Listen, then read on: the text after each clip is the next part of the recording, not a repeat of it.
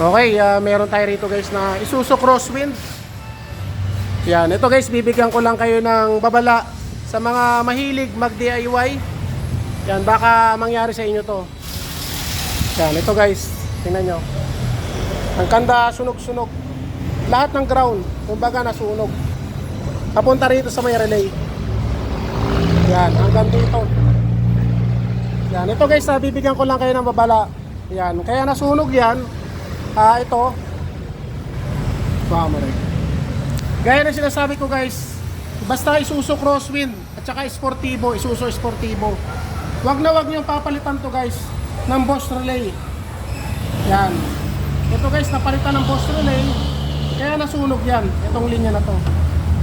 Yan, kapag nasunog yan guys, magtutuloy-tuloy yan. Pero ang sunog yan guys, hanggang dito lang. Yan, hindi naman papasok sa loob. Yan, hindi naman papasok sa loob guys. Kung sunog yan, hanggang dito lang. Lahat ng ground, masusunog yan. Yan, katulad nito. Yan. Bali ito guys, napalitan na siya ng Boss Relay. Dito, pinalitan. Yan, bali itong relay na to, relay ito ng blower. Pati ng relay, para magkaroon ng supply ang compressor. Yung relay ng compressor. Yan, basta may mga Isuzu Sportivo, Isuzu Crosswind, wag na wag nyong papalitan ng Boss Relay yan. Yan, ito guys, sasabihin ko sa inyo. Bali ito guys, yung original niya na relay. Yan. Halos parehas siya. Pero ang polarity na ito magkaiba. Kumbaga ang contact niya. Ito kasi guys, normally close. Ito naman normally open.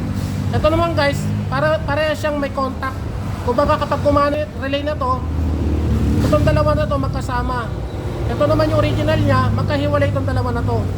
Kaya kapag nagpalit kayo ng relay, ng Boss Relay dito, uusok yan. Yan, kaya wag na wag kayo magdi-DIY guys. Kung hindi nyo naman alam gawin, wag na wag kayo magdi-DIY. Yan, katulad yung nangyari dito guys.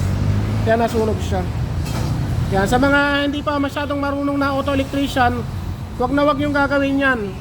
Porket ka itsura, akala nyo okay na yan, magkaparehas. Pero magkaiba yan guys. Malaking abala yan guys sa may-ari kapag nasunog yan. Yan, bali Isuzu Crosswind guys. Okay, thank you.